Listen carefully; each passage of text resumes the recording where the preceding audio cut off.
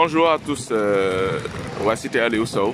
Donc j'ai l'agréable surprise de découvrir un peu ce que font nos enfants au niveau de l'académie de basket. Dama ñëw fii Marius Ndiaye parce que dañ ma wax ne dafa am ay tests yu ñuy def pour sélectionner quelques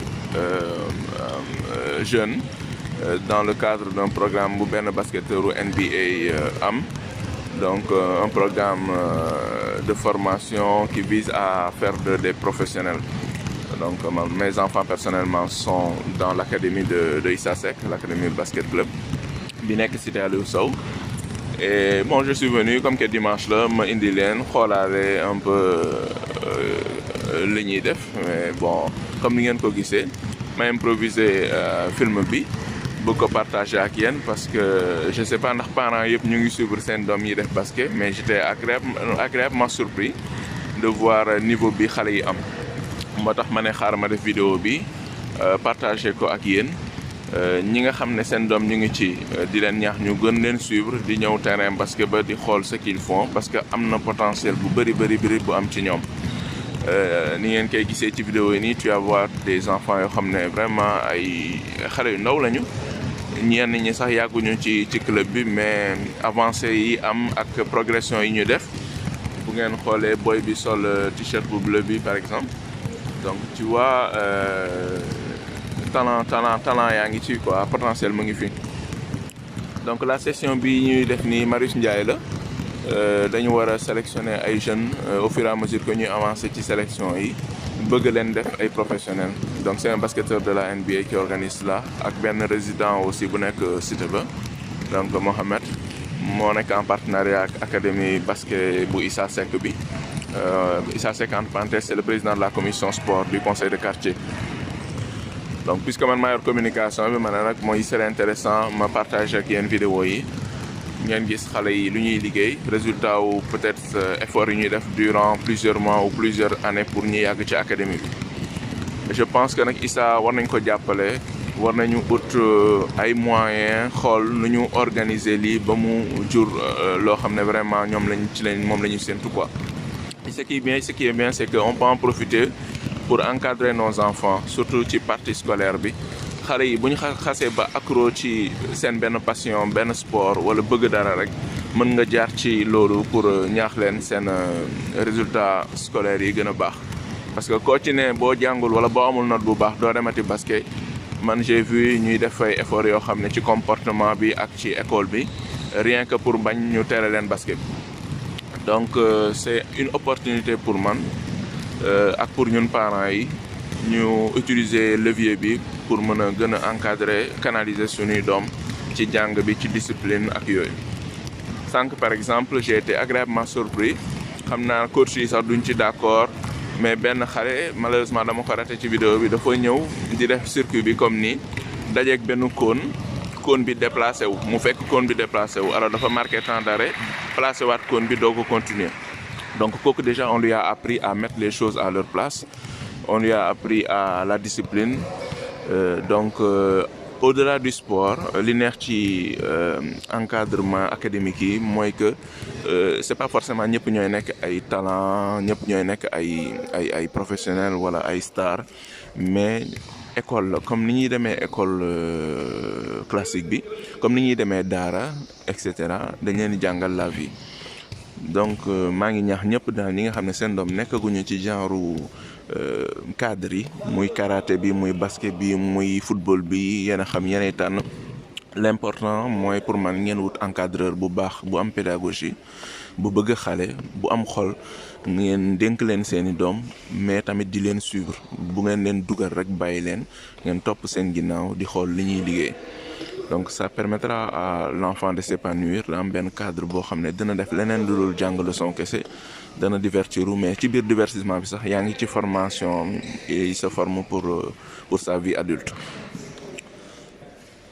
Alors je vais essayer de prendre le maximum de prises intéressantes di ko commenter en même temps pour que ñi nga xam ne bon amuñu chance su fekkee lii ñu bañ ko rater, ñu mën ko suivre.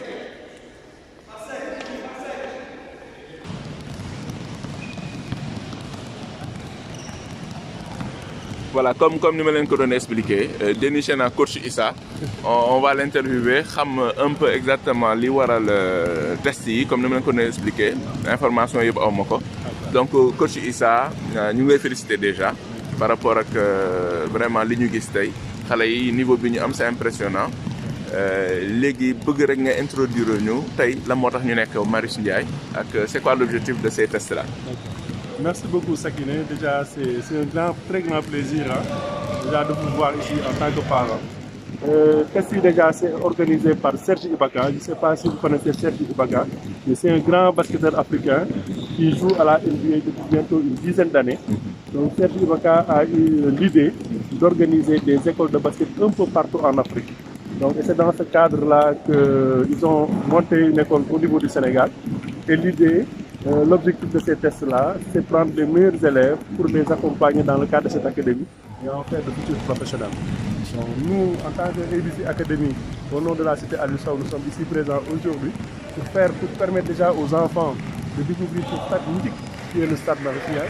Parce que c'est pas donné à tous les basketteurs de pouvoir jouer ici. Il y a même des basketteurs qui ont joué jusqu'à la fin de leur carrière qui n'ont pas posé les pieds ici. Donc c'est déjà une réelle opportunité.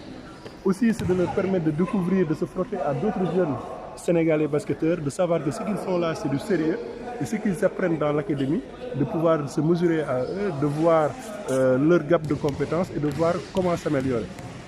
Et l'autre chose aussi, c'est que cette académie-là, l'idée, c'est de détecter des futurs talents de joueurs NBA et d'en faire vraiment des professionnels. C'est vraiment ça l'objectif de ces séances de travail-là. C'est pourquoi nous sommes ici. Et c'est vraiment, j'en profite aussi pour lancer un message à l'endroit des parents de plus s'impliquer, de venir voir les enfants jouer. C'est important de les motiver. Et moi-même, quand même, ça me fait plaisir aujourd'hui, Sakiné, que vous soyez là en tant que responsable de la communication du conseil de quartier à l'UNSO et en tant que parent de nous accompagner. Nous sommes vraiment très honorés. Et on profite aussi de cette tribune pour inviter l'ensemble des résidents de la cité à faire de sorte que leurs enfants puissent s'épanouir dans ce cadre magnifique aussi, qui est la cité Aliou Sow, en leur permettant de faire du sport. Parce qu'en même temps, j'ai une double casquette. J'ai la casquette du président de l'académie ABC Academy, mais en même temps, je suis le président de la commission sport et loisirs de la cité. Et vraiment, votre enfant, faites de sorte qu'il puisse faire du sport, n'importe que ce soit du football, du basket, il y a du karaté. Tous ces sports-là sont présents dans la cité. Vraiment, c'est le message que je voulais lancer à l'endroit de tous les parents. Et vous remercier encore et dire aussi toute ma satisfaction par rapport à ces enfants-là, parce qu'ils nous ont vraiment honorés. On a vu vraiment du beau basket. Donc, et la majeure partie entre nous, ils n'ont pas fait 3 mois. Donc la majeure partie de l'équipe qui débute, c'est avec nous qu'ils ont tâté le ballon pour la première fois. C'est vraiment une grande satisfaction. Merci beaucoup. Merci Issa, le plaisir est pour nous. Comme nous l'avons dit, yëgante wuñu ba ñuy wax suñu ñaari discours yi déggante wuñu, mais on a dit la même chose. Sport bu mu mënti doon, il faut vraiment encourager vos enfants à pratiquer un sport. Au-delà de l'espoir ou bien de l'opportunité que nous devenir ay stars, ay talents, ñu nekk ay professionnels, gagner leur vie avec ça, il y a la formation. J'insiste vraiment sur ça. Sport day jàngal discipline, day jàngal organisation, day jàngal ponctualité.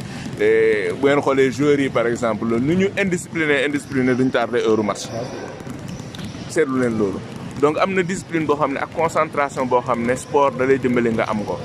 Donc pour man bénéfice bi foofu la vraiment day woo ñëpp nag ñu jàppale ça. Jàppale académie bi.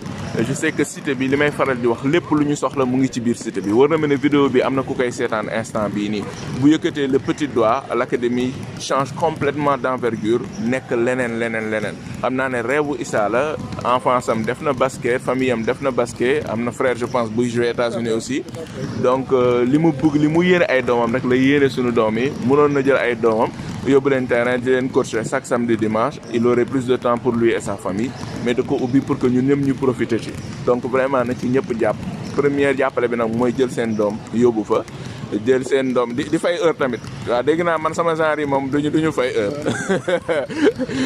mais loolu moom xam naa ne waaw du problème mu Issa du priorité Issa mais man sama message su bopp la waaw mais au-delà de ça je sais que kenn ci ñun wala ñaar ci ñun am nañu relation yi am nañ contact yi pour au niveau communication mu am visibilité c'est-à-dire vidéo bi n'hésitez pas partager leen ko ci seen page Facebook jox leen ko seen i contacts yoo xam ne ñu ngi ci milieu basket ñu ngi ci milieu sport toute personne susceptible de les accompagner en conseil wala ci ay matériel wala ci quoi que ce soit ci organisation pour que vraiment yéene Issa mën a mat parce que yéeneem bu matee je pense que Cité Aliou Sow moo ci siggi suñu doom yi ñun ñii ñëpp kenn ci doomam mën na ci nekk professionnel ëllëg voilà donc vraiment message bi mooy nañ ci ñëpp jàpp quoi man c'était mon devoir pour moi en tant que commission communication du conseil de quartier en tant que parent de vous montrer cela pour que beneen yoon bu ñu organiser session gradin yi fees dell ku ci am doom wala ku ci amul doom waa Cité Aliou Sow ñëw supporter.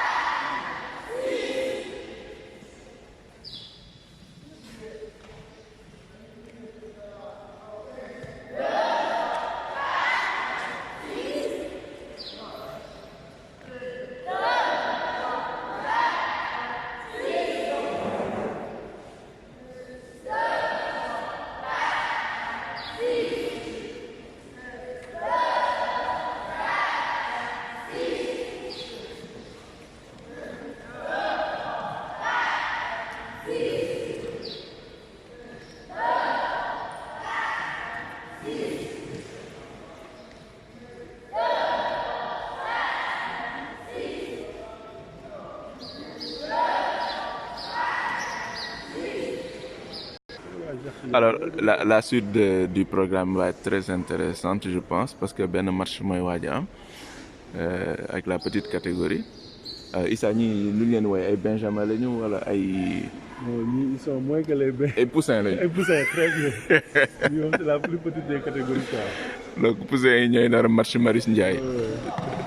Vous imaginez comme li Issa wax ay basketteurs yu basket seen àdduna yëpp mosuñu jouer Marius Ndiaye. Nous nos enfants ont l'opportunité au moins. Voilà, c'est une très grande chance. Voilà donc Marius Ndiaye pour ñu ko xamul mooy stadium bi nga xam ne ci la championnat yi di am ci la Coupe d'Afrique yi di am ak yëpp donc bu Sénégal organisé tournois internationaux yi sax fii dañuy siy jouer donc mu ngi mel ni sa doom di def football ak ñu yóbbu ko stade Amitié teg ko ci rond central bi mu dóor donc noonu la rëyee.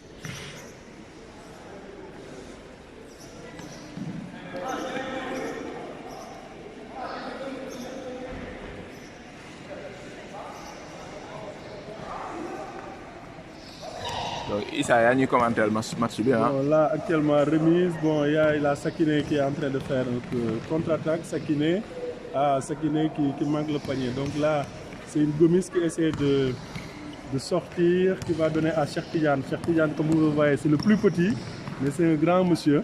Ah, wow. Joli panier. Très joli panier. Donc les gosses que vous voyez là, en moyenne, il y en a qui n'ont même pas encore fait 3 mois de basket. Même moi, en tant que coach et président de l'académie, je suis vraiment surpris de les voir avec la qualité de jeu qu'ils ont. Donc là, c'est remise. Donc Sakiné qui essaie de faire contre-attaque, qui passe ballon, le ballon va sortir malheureusement. Elle est remise. Donc les enfants aussi sont initiés aux fondamentaux du basket. Hein. C'est tout le règlement pour leur permettre de savoir tout ce qui est marché, portée, et ainsi de suite. Donc là aussi c'est un compte. À 3 pas, joli 3 pas. Et malheureusement le panier n'est pas marqué, mais c'est un joli 3 pas. Donc la fille là-bas, il faut qu'on la suive. Hein. Elle est très engagée. Donc là il y a Bintou qui a le ballon, qui va essayer de faire une passe. Qu'est-ce qu'elle fait? Donc elle essaie de faire une passe. Donc là, qui va récupérer la balle? Oui, c'est nous. Elle va faire, bon, vous voyez les enfants essayer de s'organiser. Ils font de petites passes pour sortir de leur zone, ce qui est très intelligent. Et là, c'est une contre-attaque. Un tir qui n'est pas primé malheureusement, mais c'est bien. C'est bien, c'est l'esprit qu'il faut voir. Ouais, mais coach Issa, j'ai l'impression que là, tu connais le nom des enfants. Quand baye wala na coach yi rek tok sa kër quoi. Donc xam nga xalé yi quoi, ya ngeen par moment dinañ ñëw néméku leen jot bi nak amul. Mais souvent le dimanche je suis avec eux. OK. Franchement, ils sont adorables quoi. Ku nek sa passion quoi. Moi ma passion, je la partage avec les enfants. C'est des personnes très sincères avec qui on échange beaucoup. Donc là, vous voyez hein, c'est Kadiatou qui avait marqué tout à l'heure, qui continue un deuxième contre-attaque. Mais li ma impressionné coach mooy que c'est la toute première fois que ñoom ñuy teg tànk ci terrain bi di fi jouer. Exactement. C'est-à-dire man adulte soo ma dugaloon fii nii jox ma balle. Tout à fait. danaa paniquer par rapport ak ni may jongler ak ni may chuter parce que musuma voilà dugg ci vrai terrain. C'est la fille de Sakiné qui essaie de faire contre. Vous la voyez, elle est très engagée dans ce qu'il fait. Bref, là, joli contre de Seynabou qui vient de faire un joli contre. J'espère que du yàq match bi rek. Non, très engagé. Donc là, c'est comme des enfants, nous faisons balle, nous avons passé. Mais comme disait tout à l'heure Sakiné, ce qui est vraiment impressionnant, c'est que même ce stade mythique là, ça les impressionne pas. Donc, nous avons capacité d'adaptation. Nous sommes venus pour la première fois, mais c'est comme s'ils étaient dans le terrain. Ils sont venus dans le terrain, ça tanguy dina lox do mëna jouer. Donc là, c'est une Gomis qui va tirer. Malheureusement, le tir n'est pas primé. Et faute. Normalement, il y a une faute arbitre, mais la faute n'est pas sifflée. Sakiné qui récupère, vous la voyez toujours très engagée. Elle ne lâche pas, elle a toujours le ballon. Elle va essayer d'aller en contre, mais elle s'arrête pour faire une passe, ce qui est très intelligent. Donc ils vont faire de petites passes pour sortir du terrain, de leur zone. C'est très bien. Donc là, c'est 2 fois, mais c'est pas méchant. Donc Sakiné qui demande bon démarquage. Donc vous voyez, vous remarquez bien une Sakiné. Hein. Donc les Sakiné dans tout ce qu'ils font, ils sont très engagés. Donc allez, contre-attaque. Jolie récupération de balle. On va voir, ça c'est très bien, elle a fait. Dribble après arrêt. Mais j'ai l'impression coach que cerceau bi bokkul dimension ak bi nekk cité ba. Kii bi hauteur bi. Tout à fait. Donc le cerceau là c'est un cerceau qui est réglementaire. Donc là vous voyez ça fait presque 3 mètres. Non, mais certainement celui qu'on a au niveau de la cité est beaucoup plus haut encore. Donc il dépasse près de 3 mètres à 3 mètres 50. Donc même ce cerceau là entre nous n'est pas vraiment adapté parce que j'ai changé tout à l'heure avec le responsable de l'école Serge Ibaka. Il disait qu'il y a des panneaux qui sont en train de commander pour les enfants parce que les enfants ont des panneaux qui doivent faire entre 1m50 et 1m75. Voilà. Donc c'est des panneaux pour les enfants quoi. Mais ce panneau-là n'est pas adapté. C'est ça. Mais bon, n'empêche les enfants, vous voyez, ils s'adaptent. Donc là vous voyez, c'est un compte qu'on vient de voir. Donc là, belle récupération des verts. Donc là vous voyez, ils essaient de construire. Donc face à Sakiné, là c'est le petit qui récupère. Moi je l'appelle Kiroukou, c'est Cheikh Tidiane. Il est petit par la taille mais il est grand par ce qu'il fait. Ouais. Donc là c'est une Seynabou qui récupère, c'est une gauchère qui a essayé de faire un tir mais qui n'est pas pris. Mais Sakiné qui récupère, malheureusement la balle orange ne rentre pas. Mais elle est sortie de but, donc c'est très bien. Donc l'idée c'est vraiment de voir, ça fait heureux de voir que les enfants s'épanouissent. Et surtout qu'ils n'ont pas de complexe quoi. Donc là, vous voyez une Gomis, celle-là, elle n'habite même pas à la cité, elle habite jusqu'à Amo 6. Amo 6. Vous imaginez? Celle qui vient de chuter là, elle habite Amo 6. Amo 6. Celle qui vient de marquer habite les Parcelles Assainies, donc unité 15. Donc c'est ça le sport aussi, c'est pas forcément tout se fait dans la cité, mais dès qu'on a un terrain de basket, le sport c'est un monde qui est ouvert et tous les passionnés aussi y participent. mais coach kii buy jóge këram day naan maa ngi dem cité Aliou Sow defi sport. Tout à fait. Et c'est des personnes qui sont accompagnées par leur grand frère ou par des personnes qui les suivent, qui les attendent jusqu'à ce qu'ils terminent et qui les raccompagnent. Voilà. Vous voyez l'engagement, cette fille-là, elle est très engagée. C'est comme une Sakiné. Elle est là depuis pas moins de 3 mois. Okay. Et le basket aussi, ça permet d'inculquer certaines valeurs aux enfants. C'est vraiment des valeurs de partage, parce que le basket c'est déjà partagé, il faut savoir faire la passe et tout ça, on apprend le partage d'esprit d'équipe. Le basket aussi nous apprend la confiance en soi, parce que si tu n'as pas confiance en toi-même, tu ne peux pas avoir l'audace de faire un tir. Donc c'est très important d'avoir cette... Donc ces enfants que vous voyez là, c'est des enfants qui montrent quand même qu'ils ont confiance en eux, qui sont audacieux, et ce qui leur permet même d'avoir le ballon et de choisir des tirs. Donc là, vous voyez aussi, c'est un sport très combatif. Donc ils se tirent pour quelqu'un récupère la balle. Donc là, c'est une faute. Donc ils sont très engagés en défense, les enfants. Donc, ils sont passionnés en tout cas. Donc ça fait plaisir. Ça fait plaisir de les voir jouer comme ça. Audace moom am nañ ko.